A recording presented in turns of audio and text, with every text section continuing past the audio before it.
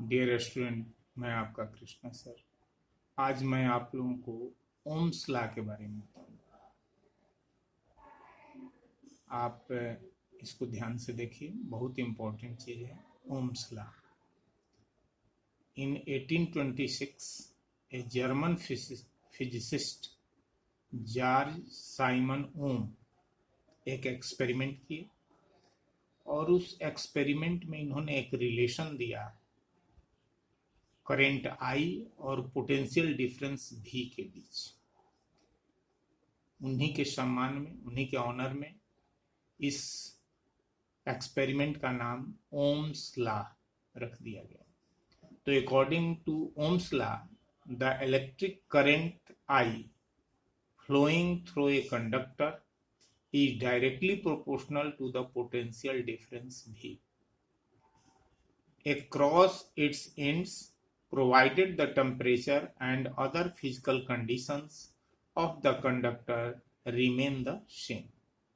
इसका मतलब यह हुआ कि किसी सर्किट से अगर हम किसी मात्रा में अगर करंट प्रवाहित करते हैं तो उसके पोटेंशियल डिफरेंस के वह प्रोपोर्शनल होगा।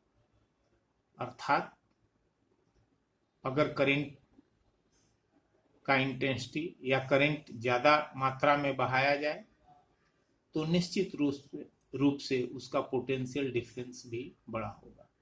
अगर पोटेंशियल डिफरेंस बढ़ा दिया जाए तो करंट बढ़ जाएगा, पोटेंशियल डिफरेंस घटा दिया जाए तो करंट घट जाएगा। लेकिन कंडीशन है कि अगर उसमें आपका तार जो जोड़ा गया है सर्किट में उसमें कोई परिवर्तन न हो, उस तार के टेम्परेचर में कोई परिवर्तन न हो। यहाँ यह माना गया है कि जो उसमें वायर उपयोग किया गया है उस वायर में कोई चेंजिंग न हो। इस तरह ओम्स ने जो बताया कि V is directly proportional to R, V is equal to IR, where R is the resistance of the wire। Resistance क्या होता है? तो the resistance of the conductor is property of the conductor due to which it resist the flow of electric charges. इसका तात्पर्य यह है कि अगर वायर में इलेक्ट्रिसिटी का फ्लो को अगर कोई चीज विरोध करता है वह उसका रेजिस्टेंस कहलाता है। हर एक वायर का अलग अलग रेजिस्टेंस होता है। इस पर हम लोग चर्चा आगे भी करेंगे, लेकिन मैं आपको यह बता दूं कि इसे हम प्रैक्टिकली भी सिद्ध कर सकते हैं। ओम्स लॉ को हम प्रैक्टिकल रूम में भी सिद्ध कर सकते हैं। इसके लिए हमको दो तीन चीज की आवश्यकता होती है। एक इंस्ट्रूमेंट होता है जिसका नाम है वोल्ट मीटर।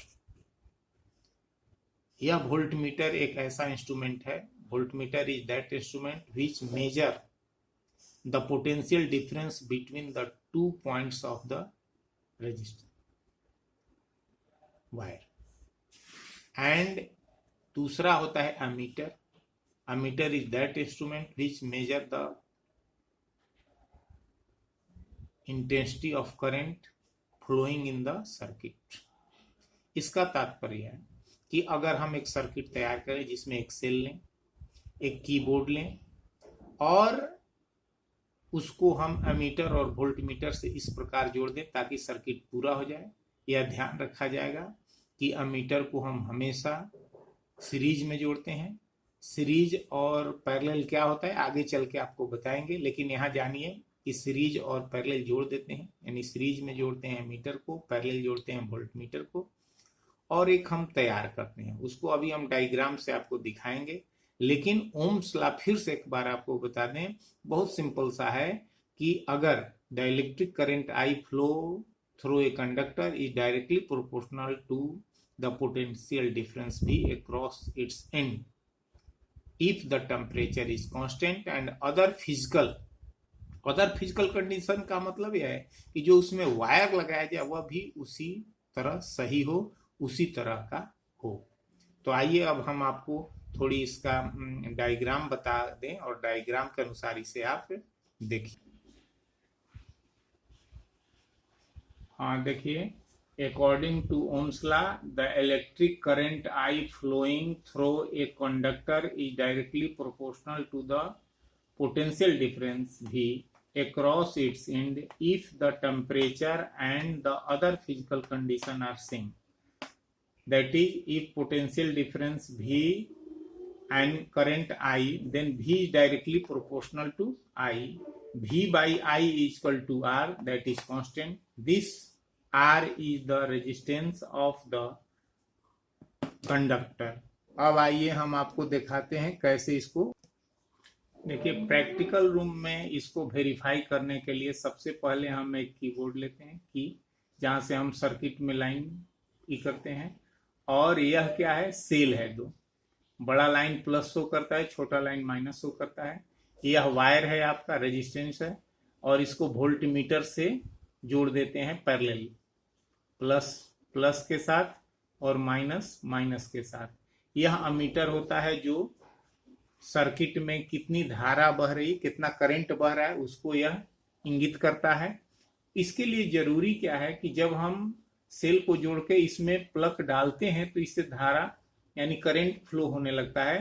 तो यहाँ भी हम नोट कर लेते हैं, भी नोट कर लिए और आई नोट कर लिए। अगर भी मान लीजिए 100 वोल्ट है, करंट 2 एम्पियर का बह रहा है, अगर हम 200 वोल्ट कर दें तो करंट भी उसी अनुपात में 4 एम्पियर हो जाएगा। क्योंकि वोल्ट का ये वोल्टामीटर में माप होता है वोल्ट में और करंट माप होता है एम्पियर में। यानी इस तरह आप देखेंगे कि भी बटा आई हमेशा कांस्टेंट रहेगा। अगर यह 600 हो जाता है यानी 300 हो जाता है, 400 हो जाता है तो यह क्या हो जाएगा, अगर यह 400 हो जाए, 100 हो गया, 200 हो गया, 300 हो गया, तो यहाँ हो जाएगा 6। इस तरह हमेशा भी बाई आई का वैल्यू जो है हमेशा सेम आएगा। और वह कितना आएगा, भी बटा आई बराबर हो जाएगा 100/2 इजकल टू 200/4। इस तरह हम क्या करते हैं, हमेशा इसका वैल्यू क्या आएगा, 50 आएगा, इसका भी वैल्यू क्या आएगा, 50 आएगा। इस तरह हम इसको वेरीफाई कर लेते हैं। The SI unit of resistance is ohm. R is equal to V by I.